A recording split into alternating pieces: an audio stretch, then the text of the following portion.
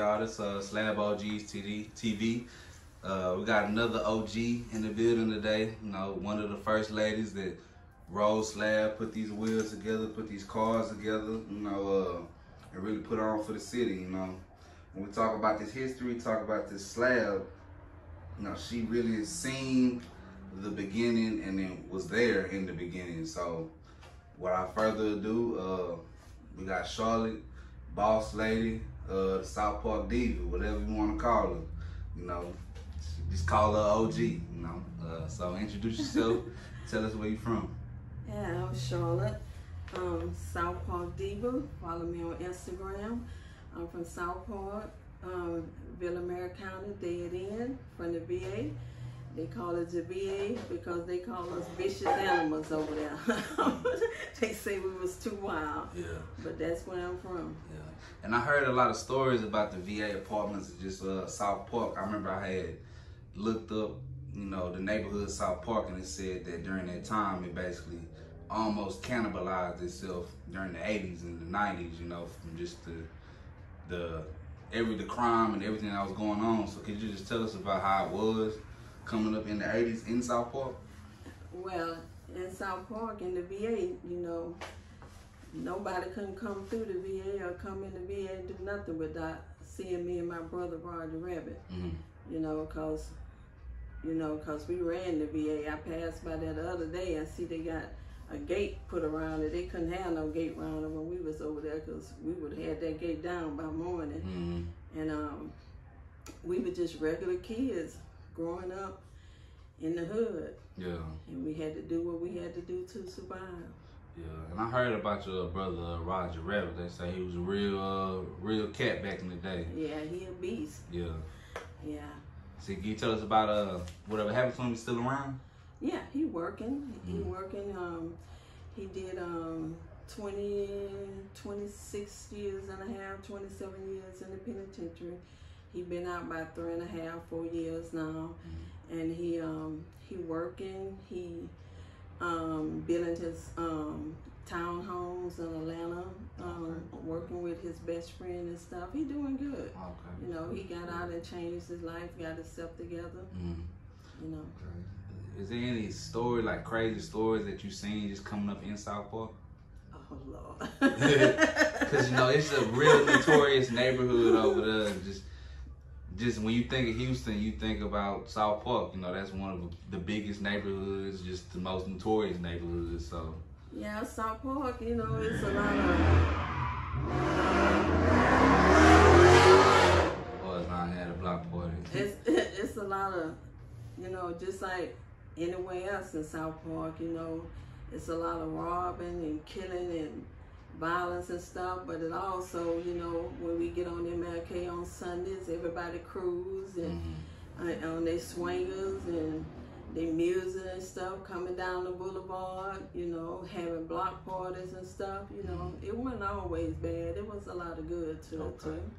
You know. Okay. And you know, I know that, you know, Slab basically started in Harlem Clark, but you know, it was brought to SouthPark and SouthPark blew it up. Can you just tell me, like, the first time you seen swingers, you seen the Slab, or was y'all even thinking of it, like looking at the car, like, man, this is a nice car? Was y'all just looking at the person that was hopping out of the car that's just like, man, this person got money, you know? You know, I didn't even know that Slab started in Hiram Clark until I saw one of your interviews with Shag Dog. And I said, what? I said, I didn't even know, because I thought it came from SouthPark. So when they said it started in Hiram Clark, that was new to me. I didn't know, but I ain't surprised that SouthPark took over though. You know? Yeah.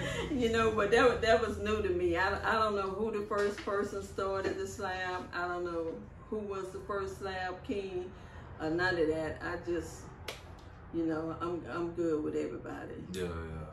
So do you remember the first time you seen those wheels or seen the in 83? In 83? And who car was it?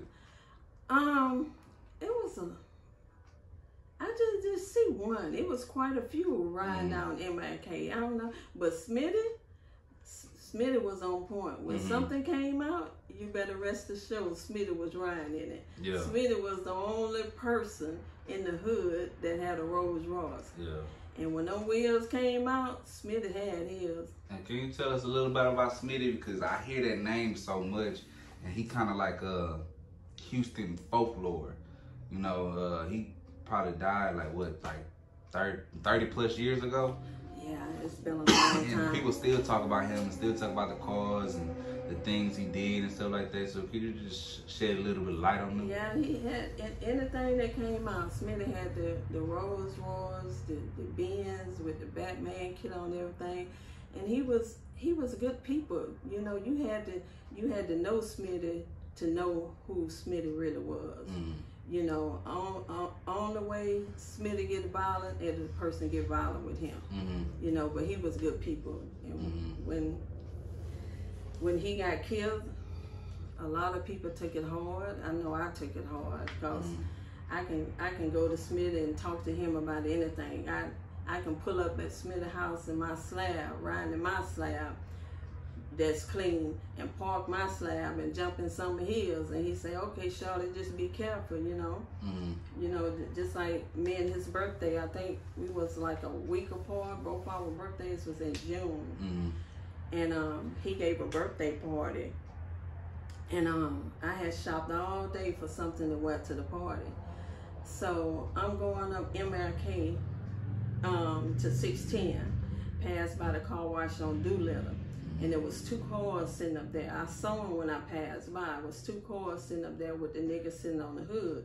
So I kept on going. I got to the light at 610 in MLK, and one of the cars parked on the side of me, and I looked, but I didn't know that one was behind me. So I looked over there at them.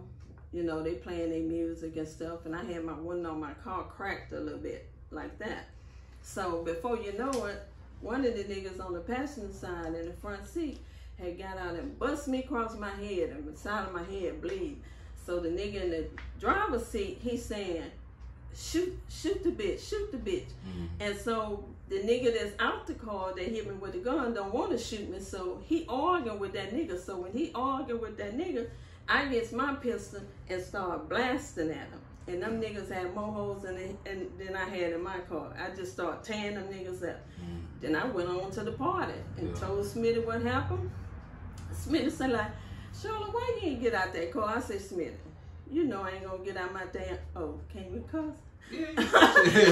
I say, Smitty, you know I ain't gonna get out my car and get them niggas my car. I'm too clean. And I went to the party and so, yeah, so, I mean, this is just the environment that was going on during this time, just the 80s, you know, just with, you had to be a little bit more ruthless, and I know being a female, that probably was just a little bit more harder to you know, just come down and just on these wheels that everybody want. I mean, I know you just told that story, but, I mean, that's just crazy to just think that, you know, back then you was riding like that, you know. You had to be real official. They, I don't know why, but some, I hate to say it out there like this, but they be talking about women should be scared to ride on swing, but it's more weak niggas out there than it is females. They just, the guys just don't get the females their props that they should have. You know, I don't see no, when I was out there riding on them swingers, I'm like, it is what it is. You come for me, I'm gonna come for you. Because you ain't gonna stop me from riding on these things. And rode on them all day, all night, 3, 4, 5 o'clock in the morning, you ain't gonna stop me. Because you made out of the same thing I'm made out of. You got guns, I got guns. It ain't finna stop me. Did you hear about any other females riding? Because I know we in Rosewood right now. You know, at the car lot. So I know it was one lady over here named Mama D that used to ride back then. So did you just hear or see any other females that rode them? Or was everybody kind of, if you did see them, was they just riding in their dude car? No, after years of me riding on swingers, this girl in SouthPark, she put some swingers on a Toyota Camry. I'm like, come on now. Way back then? But it was years afterwards. Oh, okay. It was like in the late 90s. It's still early. Somewhere around there. She put some, she saw me and stuff. She used to see me all the time and speak to me all the time. And I saw her around one day and she threw some things, I think there was 83s, something like that on a Toyota Camry, but it wasn't holding though. Yeah. You kind of like one of the only women that really holding. She didn't ride for long because, for one thing, it wasn't just the swingers. You can put, I see right now today, people throw a pair of swingers on a car. That don't make a slab. Mm-hmm.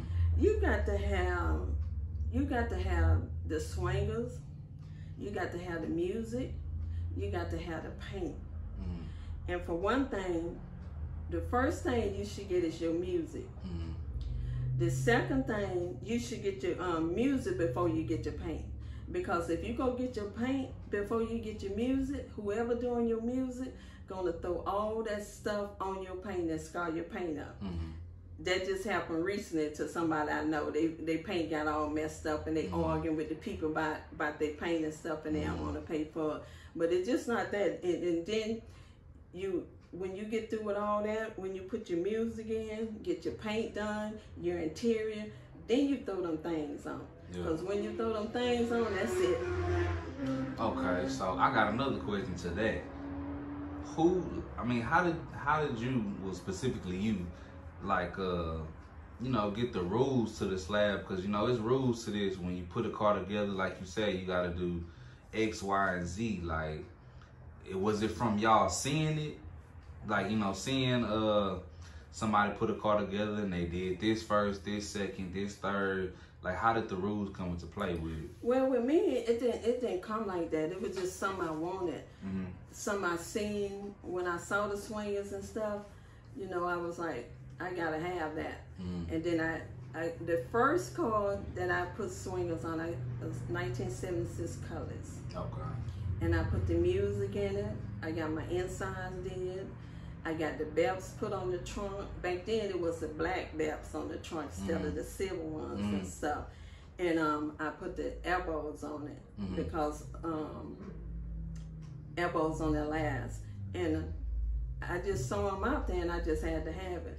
I just had a vision in my head fixing up cars and stuff, cars and houses and stuff.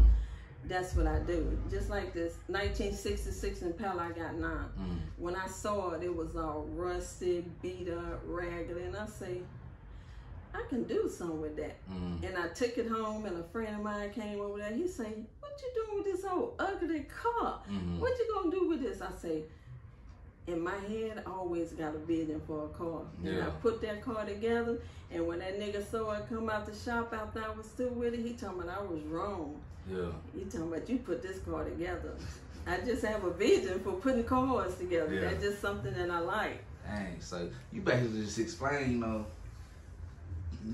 it wasn't like you just found a car and just put some wheels on it. Like, you really, like you say, the 76 colors, it was way back in the day, and you put insides, music, you did the entire whole nine. I did the whole thing. So tell me about when you first got your wheels and how you got your wheels. Because, they wasn't just, you couldn't go online or go in the pawn shop and find those wheels, so. Shannon's Tie Shop, he's still there on Reed Road in MLK. He's still there. He's an old man now. And he had some out there in the front, profiling in the front. And I passed by and then I went down and made a U-turn and came back to Shannon's shop. I said, Shannon, how much you want for the rims? And he told me. I said, throw them in the car for me. Put 2 in the back seat, 1 in the front seat, and put 1 in the trunk. And I got them. Yeah. I just passed by and saw them, and I had to have them. Okay, so tell me how much did you buy them for? Because, during this time, okay, what year was this? This was like in 83, 84, something around there. Yeah, so this was like the time when they was, becoming manufactured and stuff like that. So people that was selling them probably didn't know the value in them and the value that they was going to become. So how much did you buy them for? They didn't. I think I got them for Shannon during that time for about $900. And then when they started coming out and everybody started riding them, that's when they started going up now. Okay. The prices started going up when people realized what they was worth and what they had, and how everybody wanted them, just like the ones now on these cars and stuff. These rims going for $8,000 and $9,000, $10,000. Yeah. That's a lot. Dang. So like, when you put your car together and you went to, you know, all the clubs, you went out, you went, you know, rode by your friends' house, just tell me how it felt when you was riding and how they was tripping that, damn, like, you know, you put this car together. It wasn't your dude's car. You put this car together. Yeah. I used to always jam that song, like, I think by Bushwick Bill. Yeah. I drive big cars. Everybody know me. It's like I'm a movie star. Oh, mine playing tricks on me. Yeah. I used to jam that all the time. Yeah. Cause you couldn't tell me nothing. I just thought it was the shit. Yeah. Riding down MLK, car clean, I'm clean. You know, you just couldn't tell me nothing. Dang. So like, what was they saying like when you was pulling up? Were they just... Oh, they be having a fit. Charlotte. Shit. People used to come looking for me. They used to say, stay right here.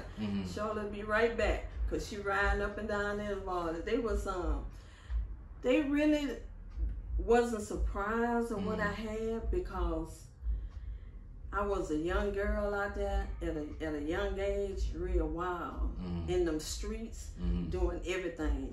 So when I came out with a slab, they wasn't surprised. They were just like, the word out, this is what Charlotte got, this is what Charlotte driving and stuff, because I was already out there known, because I was out there in the streets. Yeah. Dang.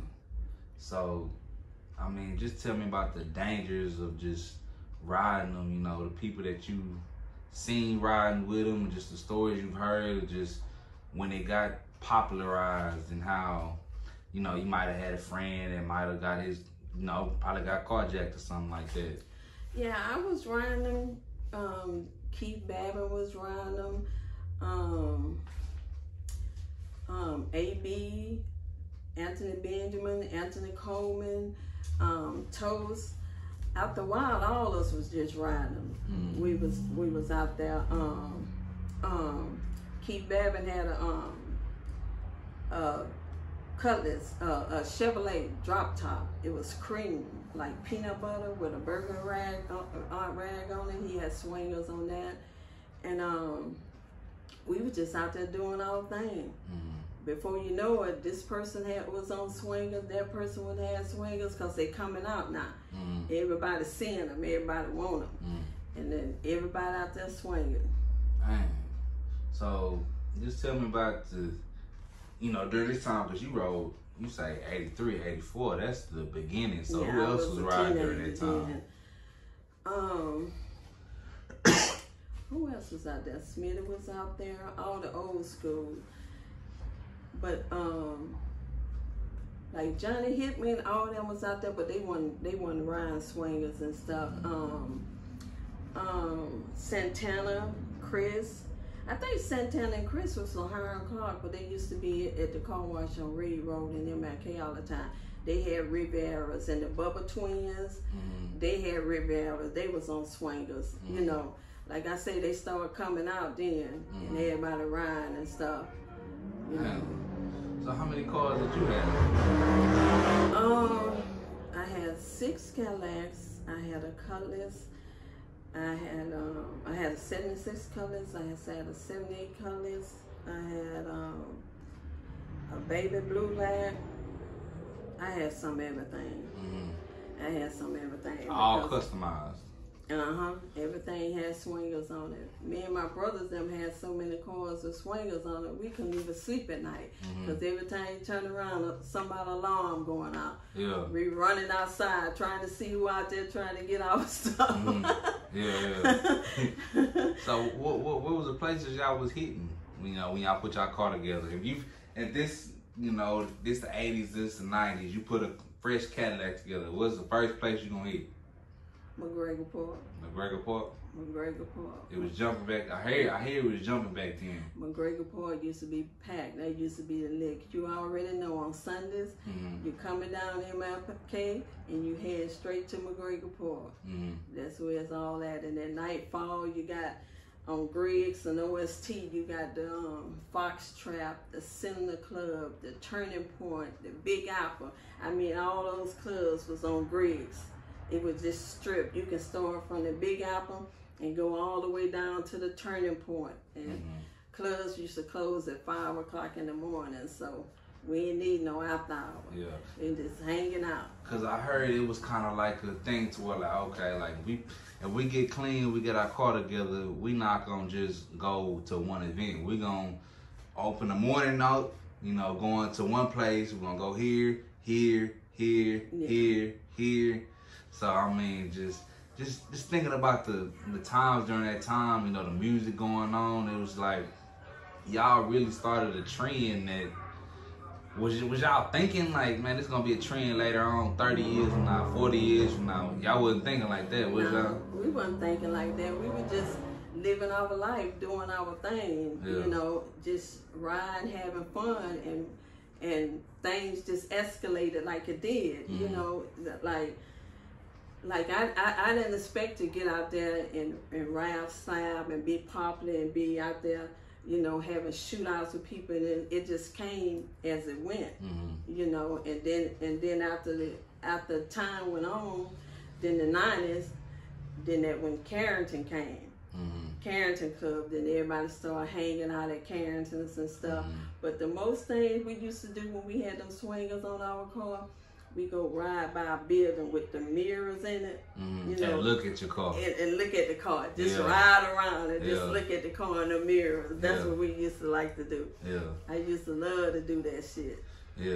And I know you mentioned Keith Babin, but before we get on him, just from my understanding, how did Smitty pass?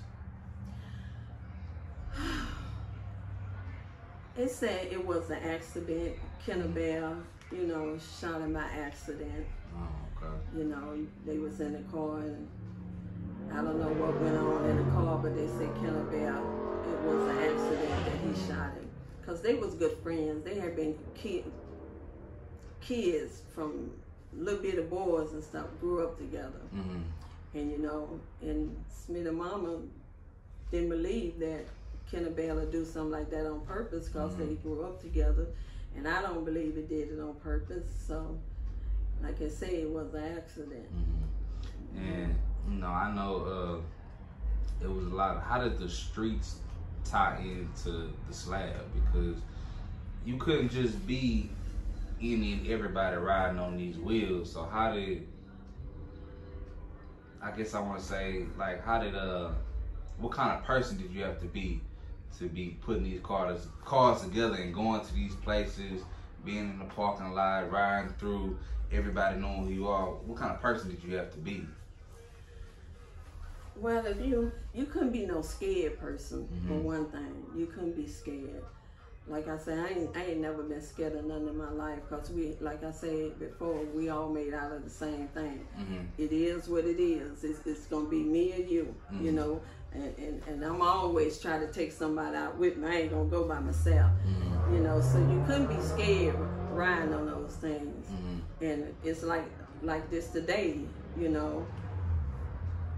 You got to be able to protect yourself, because you know eventually if you get caught slipping, something's gonna happen.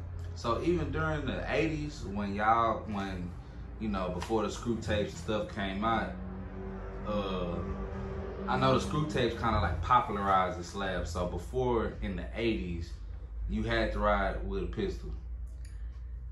Well, yeah, because back in the 80s, when it wasn't that many, that was when most of the killing was happening, because there wasn't enough rims for everybody.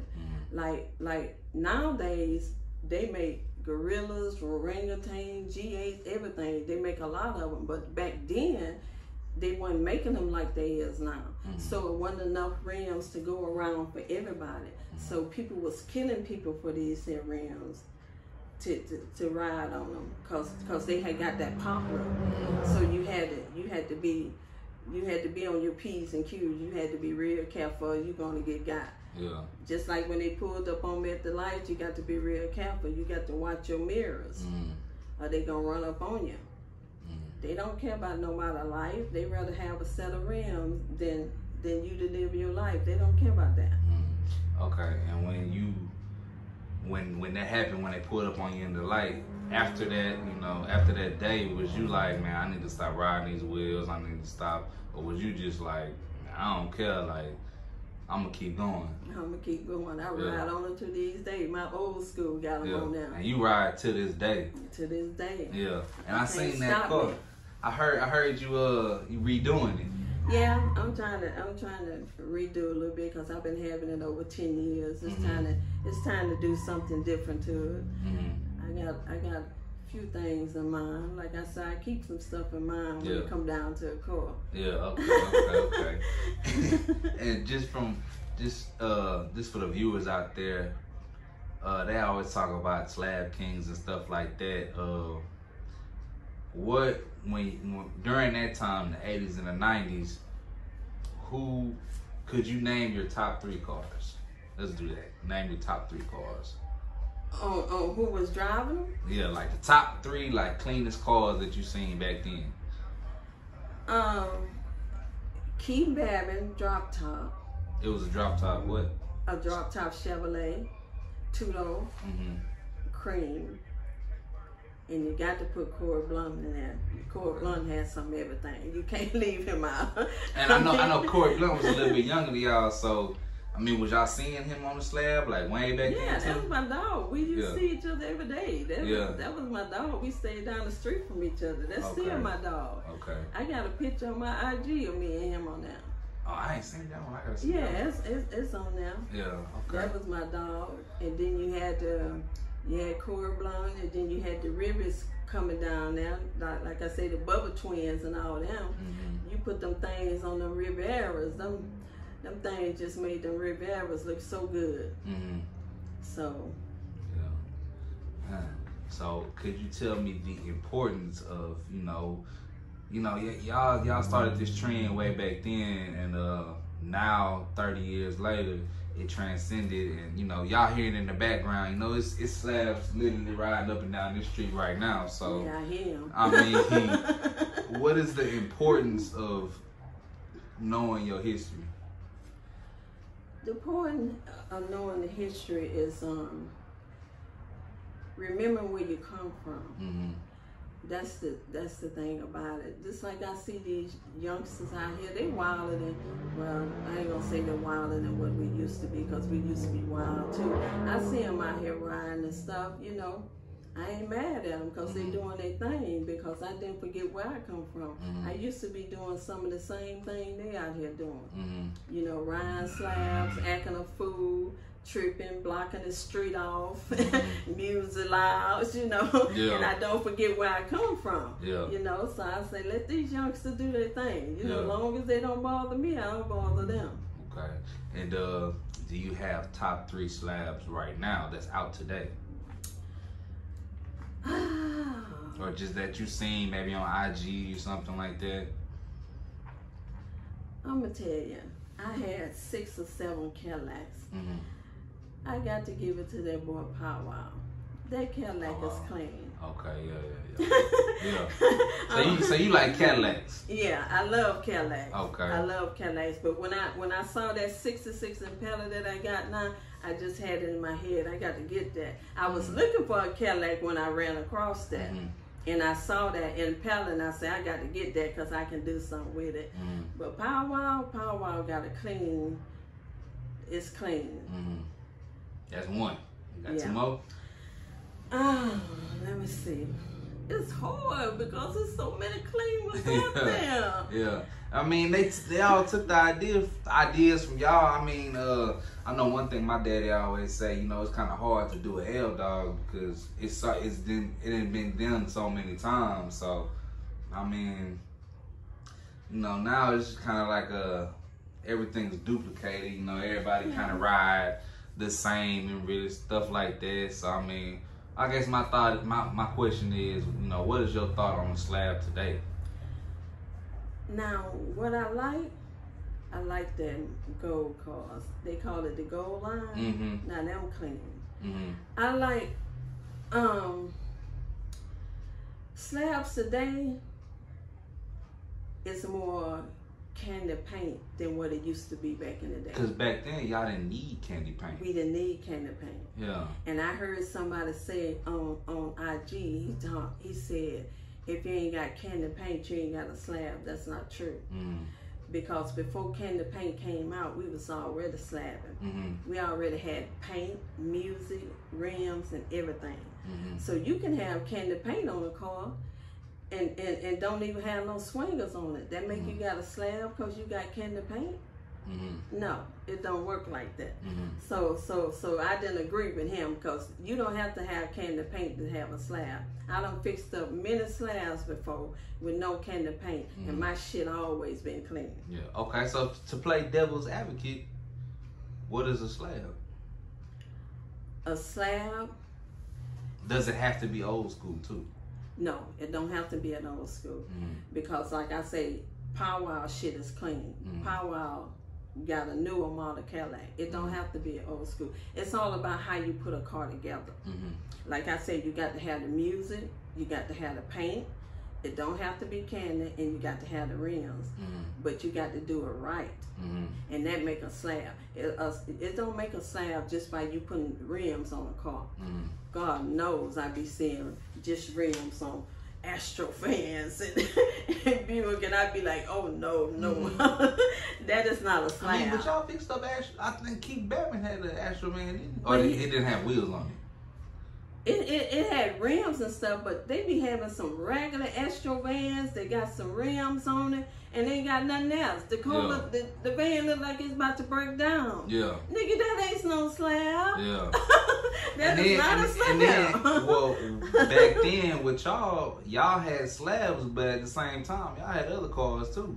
Y'all had y'all stuff together. Y'all had houses. Y'all had, you know, it was kind of like the slab was just kind of like the icing on the cake. Like, this is my weekend car, but I could pull up in another car. Oh yeah, me, Keith Babin, Roger Rabbit, we always had more than 1, 2, 3 cars. Because at one time, me, Keith Babin, and Roger Rabbit, we had a house in Hiram Clark together, and us three together, we had so many cars. You know, we take up half of the street. You got to. Some people just put a slab together and they ride in that slab every day. But you got to have something else except that slab. And I see a lot of people with slabs and apartments and rundown houses and stuff about to fall down and stuff. Your prerogative, all messed up. Yeah. Because I'm not gonna be out here with riding on swingers and nice paint job and nice interior in the inside and music bumping and pulling up at a house that's about to fall down. You get your household together first, and then you get your slab together first. Cause I was young, and I got my first place at 18, and it was together. And you better believe me, when I pulled up at my place looked just like my car looked. You heard it.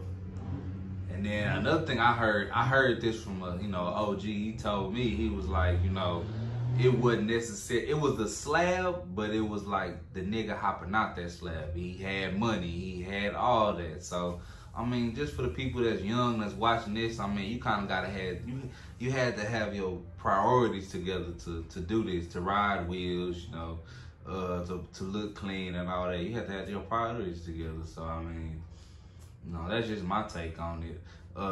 My next question is, what's your definition of a slab OG? If you've been riding on slab since you was in the 80s, you was a real OG. 80s and 90s, you a real OG. Cause you've been riding on slabs a long time. Like you say, Smitty been gone a long time, and we still talk about it. Still talk about him, and we've been riding on slabs way before he had passed away. Yeah. And that's a long time. Yeah. A long time. Man, that's just crazy. Just the history you got behind these wheels. You know, y'all watching an interview with a lady who really been here since the beginning. I mean, does it trip you out when you see how far it came? Like, do you think, like, when you see, you know, see cars pass by right now and stuff like that, do you just be like, man, like, we was doing, it started from us, like, it started from what we was doing, how we was just, you know, our everyday life. Does it trip you out? No, it don't trip me out, because it's the next generation on and on. I see the little guys now, how they little kids in the videos and everything and stuff, teaching them about the rims and stuff. I don't agree with some of the stuff that they teaching the kids, because each generation coming up worse and worse and worse. This world ain't getting no better. So I don't agree with some of the stuff that they teach them, but I'm not surprised. The generation is going to go on and on and on. I don't think there's no stopping to it. Yeah. Because each generation that comes up, it just passing on to the next person, to the next person.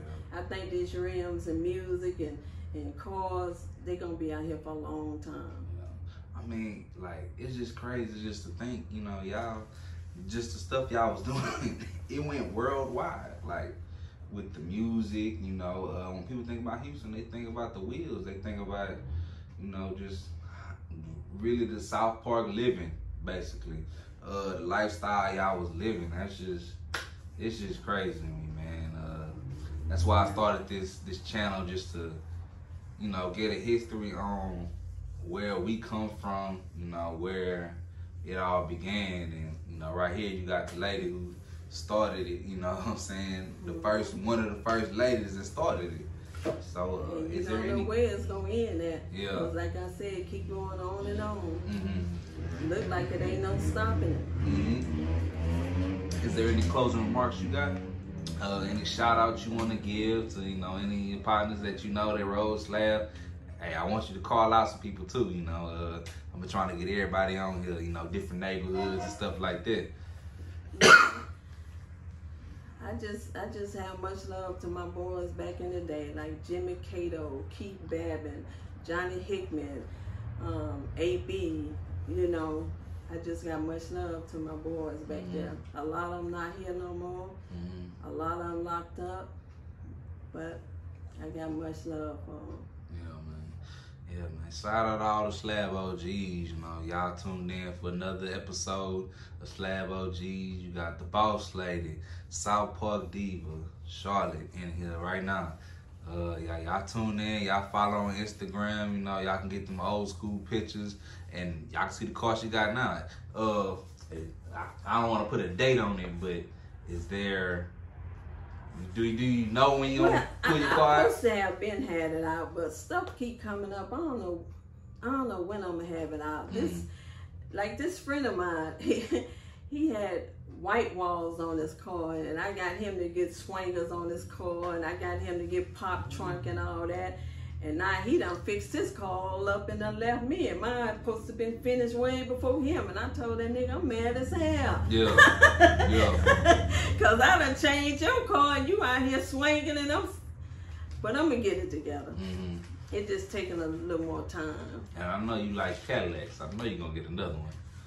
I told my people, I said, before I die, I'm gonna get another Cadillac. Okay. And I got a question. What's your perfect slab? The perfect slab that I done had? No, just your perfect slab. Like, it might not have been a car that you had, but just if you had $1 million and you had all the money in the world to put this car together, what car would it be and how would you do it? It would be a Cadillac. That Cadillac, I love them cars and I never did got one. The one, what year is it? Like, look, Kiki used to have that black one. The 72 Eldorado? That's what it was, that black drop top with that 72. Peanut butter inside? Yeah. Ooh, I got to get me one of them. Yeah. Ooh, I love them model cars. Have you ever had a drop? No. Yeah. That's why I got to get one. Yeah. I don't know when my last day here, but I got to hurry up and get one. Yeah. I got to get one of them before I go, because I love them cars. You ever thought about starting a female line? We had an old school line one time with Lil Troy and some more of our friends and stuff, but you know, it had fell out. But I say when I get my car back together, I want to start another old school line and see what it be like. Okay. You know, cause I passed by Bombshell on 288 last Saturday. Parking lot packed, number old school. They had all their hoods up, all chrome motors and everything, and it was so nice. I said, ooh, I got to get my baby back out here. Yeah. It was nice. Man. They was up there last weekend. It was nice. It was a lot of, they out there on Homestead acting a fool. Yeah, they tripping. They tripping right now. Yeah. But, man, this was a good interview. If y'all are OG out there, Slab OG, or y'all know any OGs, you know, hit me up. Y'all hit up the boss lady right here. You know, tune in to her, tune in to me. You know, we out, the SlabOGsTV.